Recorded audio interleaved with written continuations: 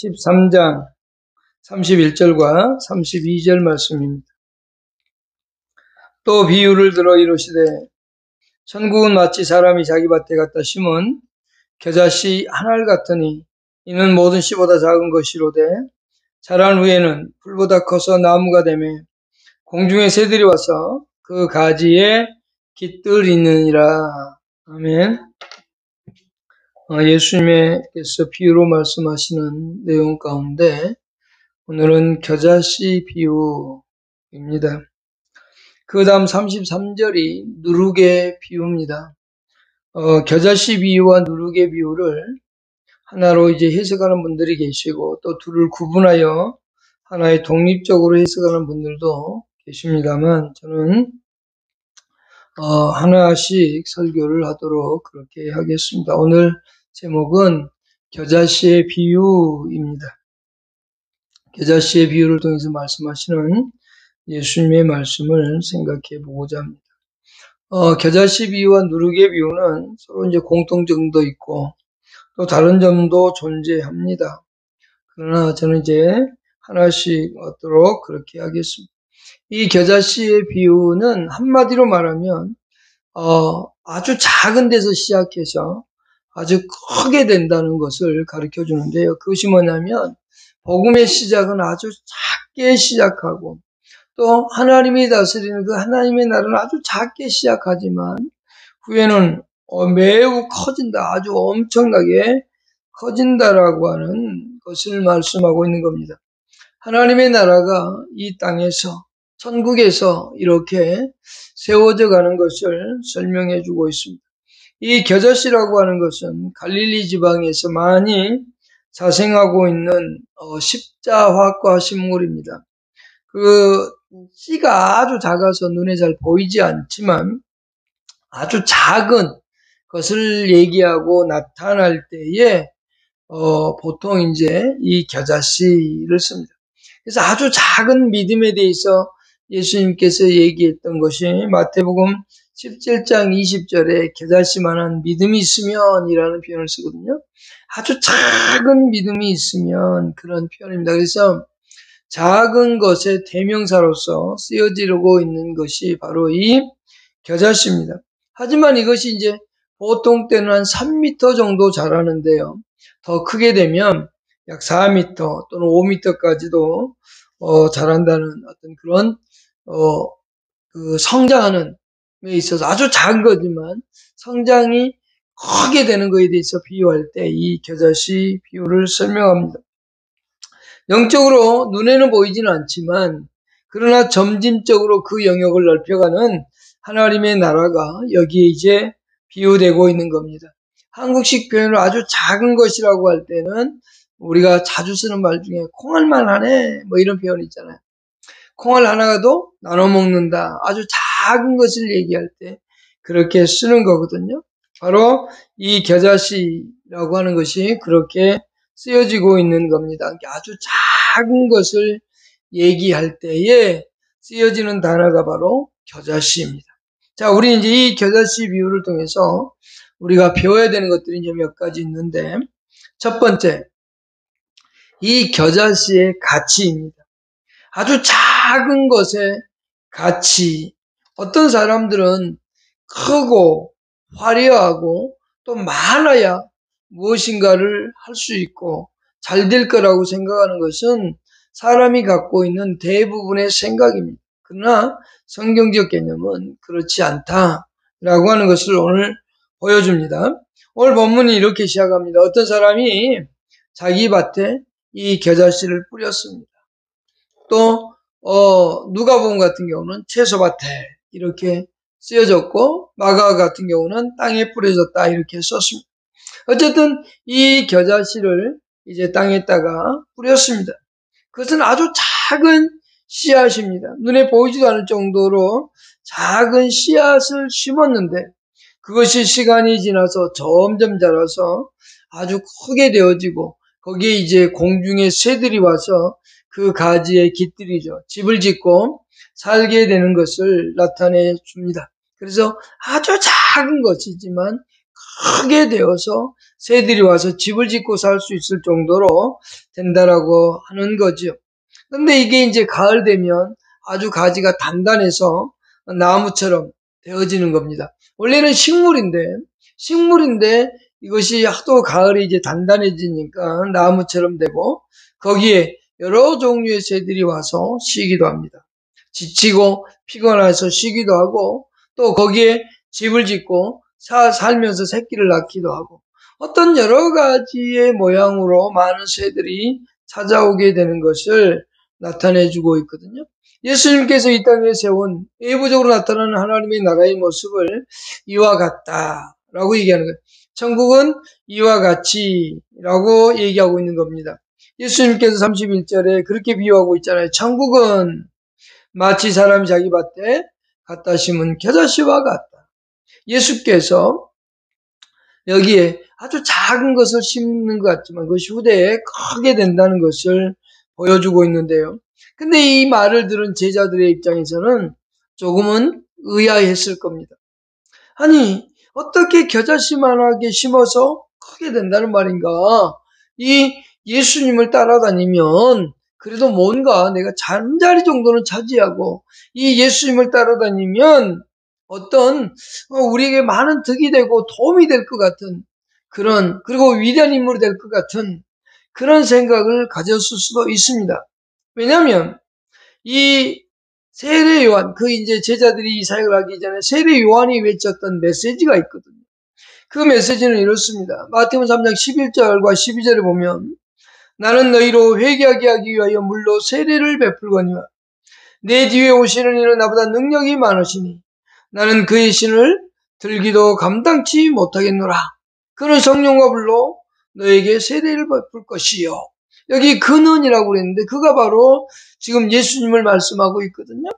또 12절에 손에 키를 들고 자기 타작마등을 정하게 하사 알고 운모와 곡간에 들고 쭉정이는 꺼지지 않는 불에 태울 것이다 라고요. 그러니까 제자들과 예수님을 추종하는 사람들은 예수 그리스도를 통해서 뭔가 대단한 것들이 이루어지지 않을까. 어쩌면 당장 어떤 혁명적인 변화 같은 것이 이루어질 거라는 그런 기대감이 그들에겐 있었습니다.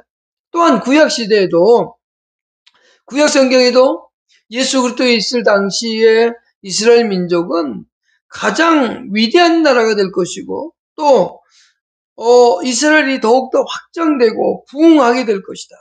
이런 기대감이 성경 안에 있었습니다. 아브라함부터 시작되어서 나오는 그 모든 약속의 말씀들이 하나님의 성민으로서 아주 위대한 나라가 될 것에 대한 예언들이 많이 담겨져 있었습니다. 그것을 구약 성경 안에서 이 제자들과 추종자들은 알고 있었을 겁니다.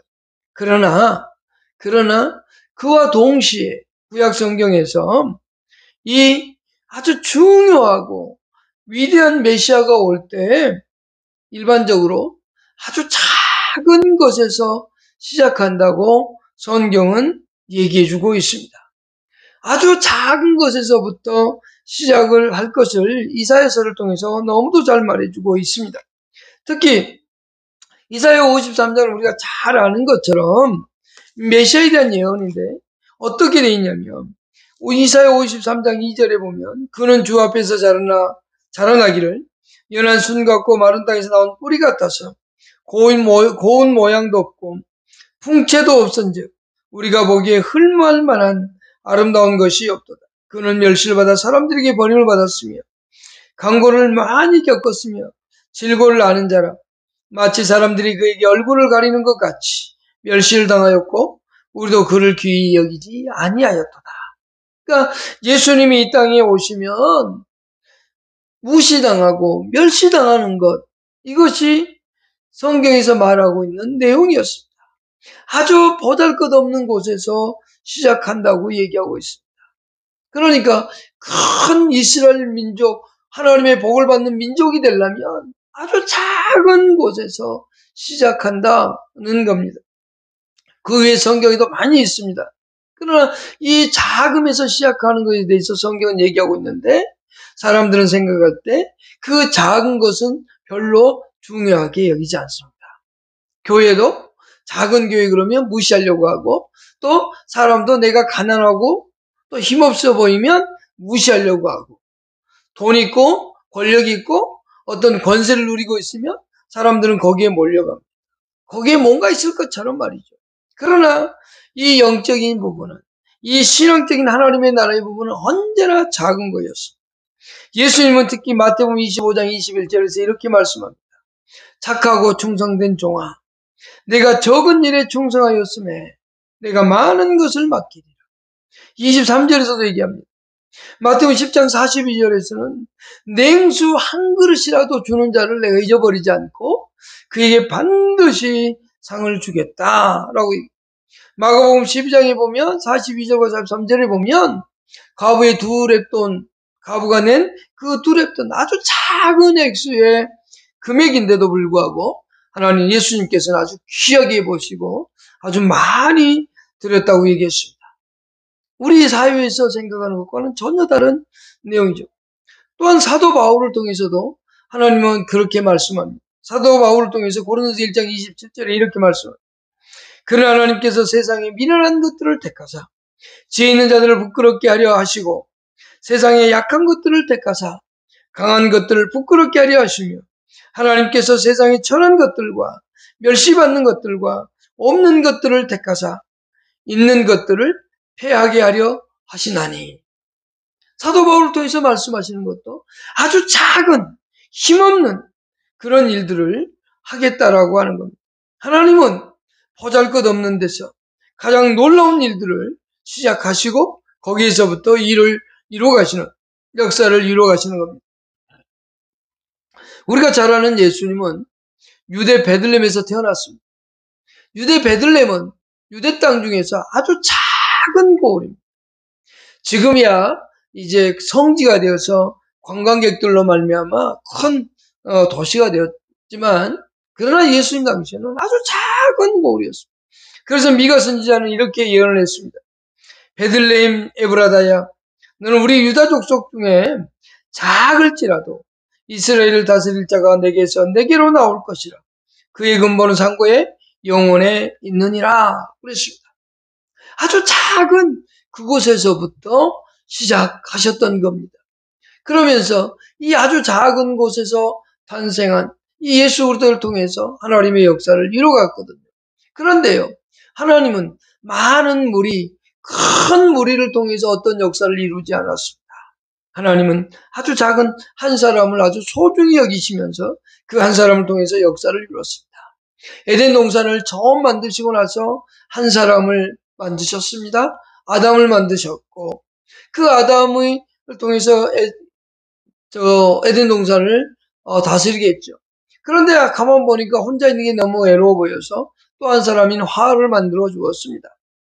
그러나 그 아담으로 말미암아서 뭐가 세상에 들어오냐면 죄가 들어오게 됩니다.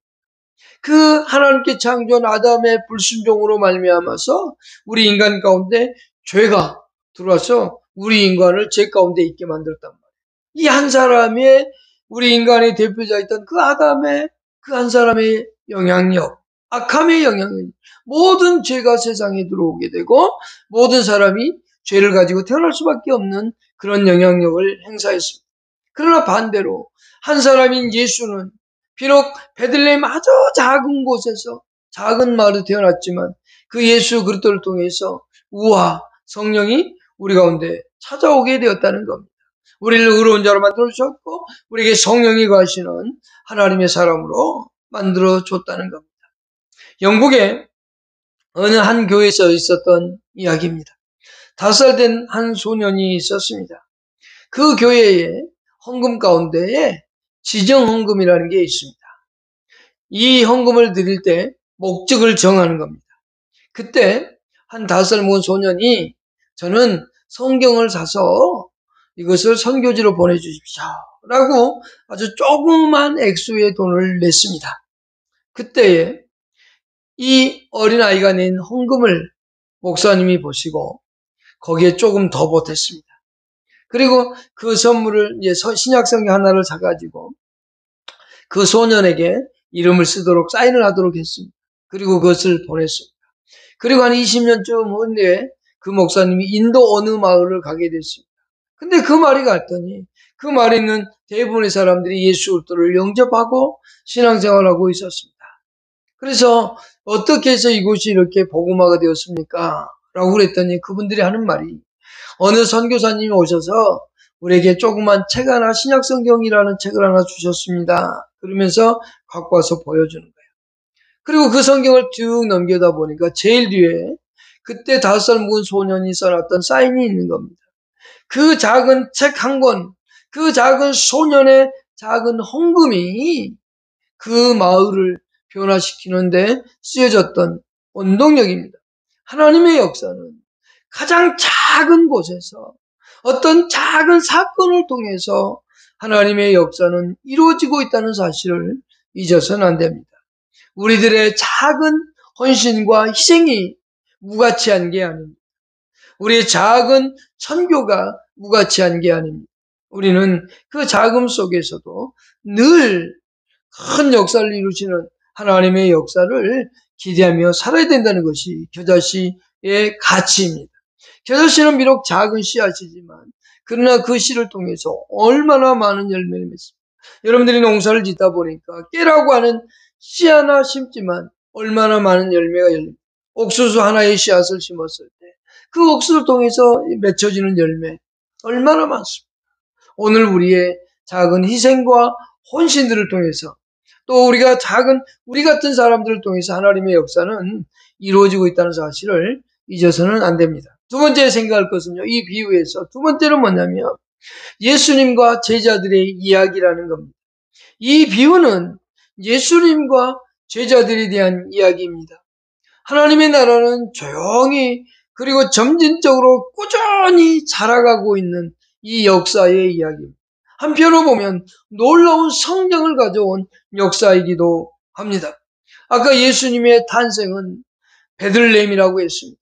근데 그 베들레헴에서도 아주 작은 마을인데 태어날 때 마국간, 말구유, 거기에서 태어났던 겁니다.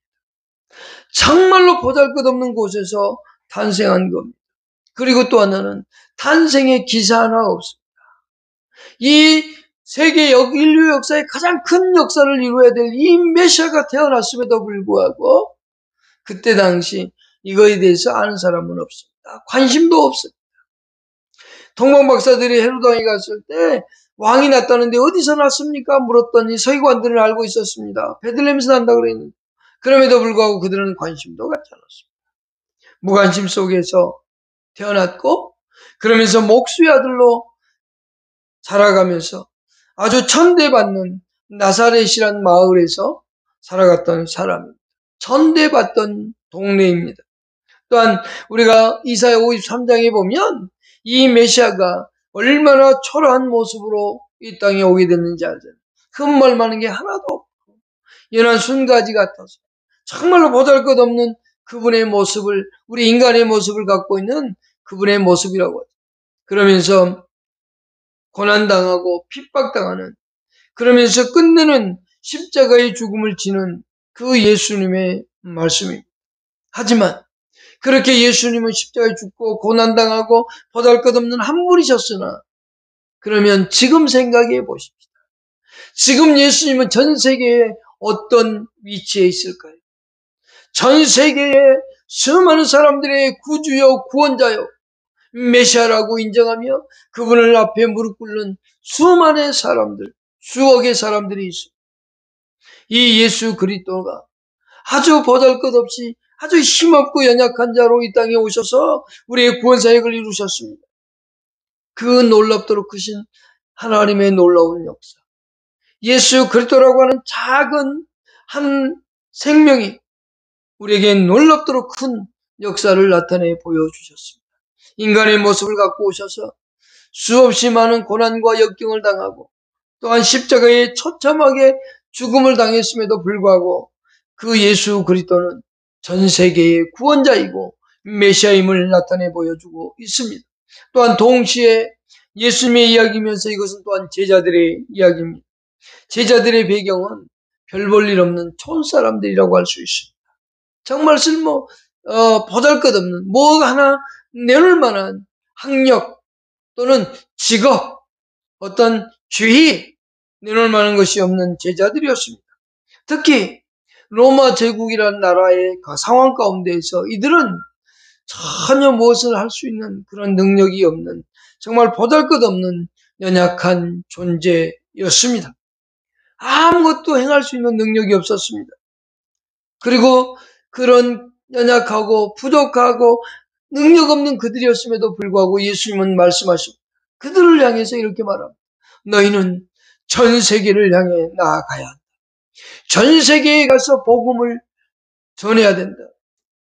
모든 족속 모든 민족에게 가서 예수 그리스도의 복음을 전하고 가르쳐 지키게 해야 된다고 그들에게 말씀하셨습니다. 교통시설도 좋지 않았고 지금처럼 어떤 정보도 없던 시대입니다.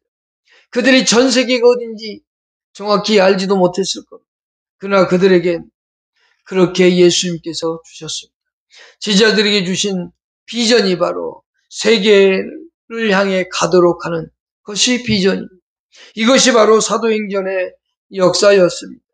그러나 그 제자들을 통해서 하나님의 복음은 전달되었고 전 세계 안에 복음이 갈 수 있게 되었죠. 바로 이 2000년의 시간이 흐른 지금에 와서 얼마나 놀라운 일들을 행하고 있습니다. 이 제자들의 삶을 통해서 얼마나 놀라운 일들이 벌어졌습니다. 이 겨자씨는 바로 이런 놀라운 성장의 능력을 보여주고 있습니다. 하나님의 나라는 아주 작게 시작하는 것 같지만 그러나 결코 멈추지 않습니다. 결코 성장이 멈추거나 또는 없어지지 않습니다. 하나님의 나라를 마지막 예수 그리스도가 오실 때까지 꾸준히 성장해 갈 겁니다. 왜 그럴까요? 왜 이토록 성장할 수 있을까요? 그것은 딱 하나입니다. 바로 생명이 있기 때문에 그렇습니다. 이 겨자씨에는 생명이 있는 겁니다. 예수 그리스도 안에는 생명이 있기 때문에 계속 살아서 역사하고 역사하셨던 겁니다. 이 생명은 죄와 사망을 이깁니다. 어둠을 이깁니다. 절망을 이깁니다. 언제나 희망을 갖게 하고 언제나 성장하게 가는 겁니다. 여러분 안에 이 겨자씨의 생명, 이 작은 믿음의 생명이 있습니다. 예수 그리스도의 생명이 있는 사람은 언제나 변할 겁니다. 언제나 성장해 갈 겁니다. 우리의 주의가 점점 예수 그리스도로 변화되는 모습을 보게 될 겁니다.